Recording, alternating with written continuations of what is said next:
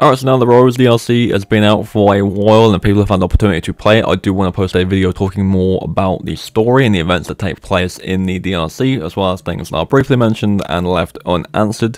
It goes without saying with this video, there is going to be spoilers, so if you haven't played it yet, do not watch, because I will be talking massively about the events of the DLC itself. But without any further ado, let's get into it. So to briefly sum up the main storyline in the DLC, so Rose is now grown up, 16 years after the events of the main game, and she has powers that she doesn't want. She doesn't like having them, she's called a freak for having them, and she wants to get rid of them. And she meets up with a guy called Kay, who has found a way to maybe get rid of her powers, and he basically says what you need to do is enter the consciousness of the Mega Mycete, which again they have a sample of because it's part of Chris's team, and within there is a crystal that purifies anything it comes in contact with that has been affected by the Mega Mycete, therefore getting rid of her powers. Now the twist is with the main story is this K guy wasn't actually there and present for that conversation. It was all a illusion in Rose's head caused by Miranda, who is still technically alive within the consciousness of the Mega Mycete, and what she's doing is essentially trying to still find a vessel for her daughter Ava through Rose.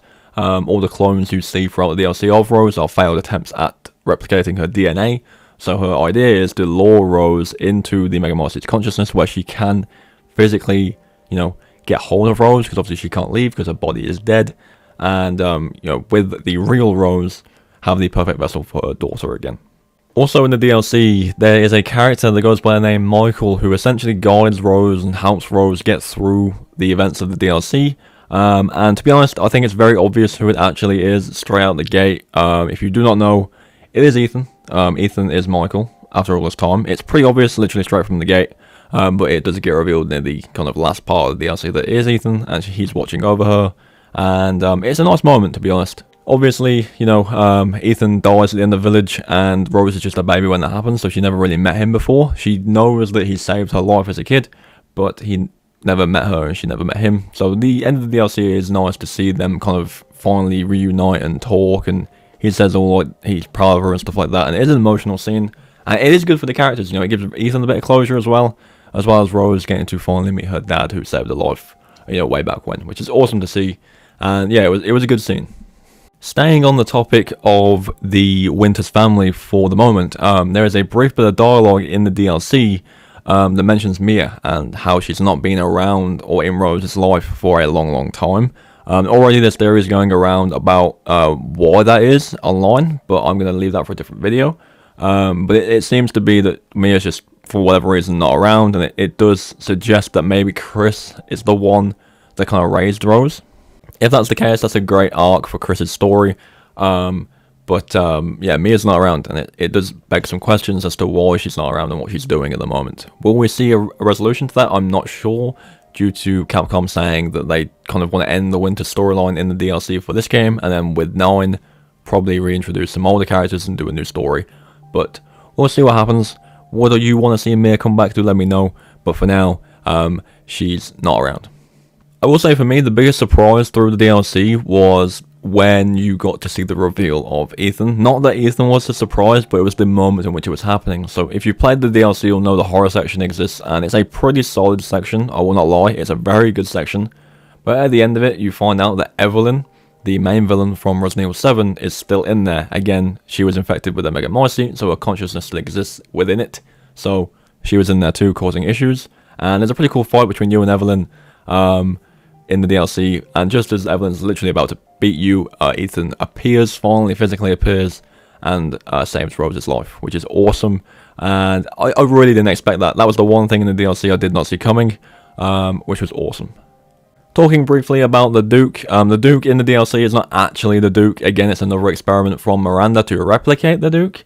So it's not actually the Duke. I know a lot of people were saying that the Duke's finally a villain, but it isn't actually him. So after all this time, he's not who you think he is. Like, it's still just a evil clone of the Duke. So he's still the friendly merchant we know from the main game.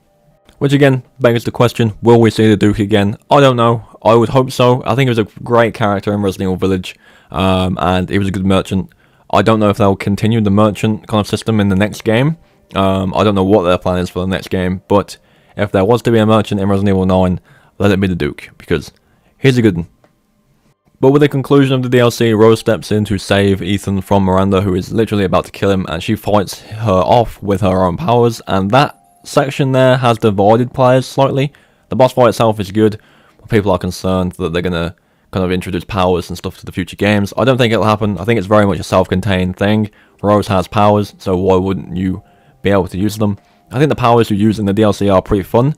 They're not completely broken, like they don't kill everything, but they are stepping stones. They can give you workarounds instead of fighting everything, which is pretty cool. And they come in using puzzles as well, so that they do quite useful things without them being like, you know, completely overpowered. But the final boss fight, what do you expect? You have powers, you're obviously going to be allowed to use them, so go crazy with it.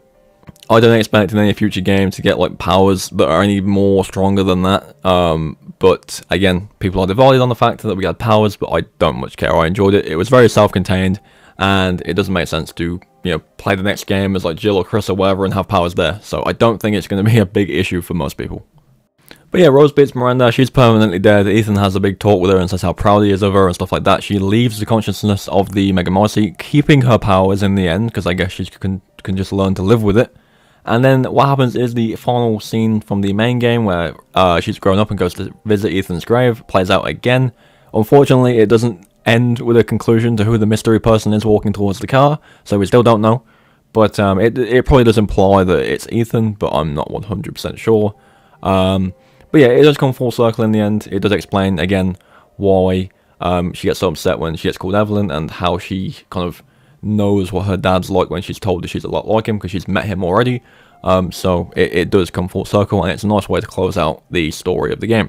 But, you know, overall, I think the story is pretty solid. The main story of the main game is pretty good. There is a few unanswered questions to get thrown in there, mainly to do with Mia, I think. Like, they just kind of threw it in as a one-line thing and never touched it again.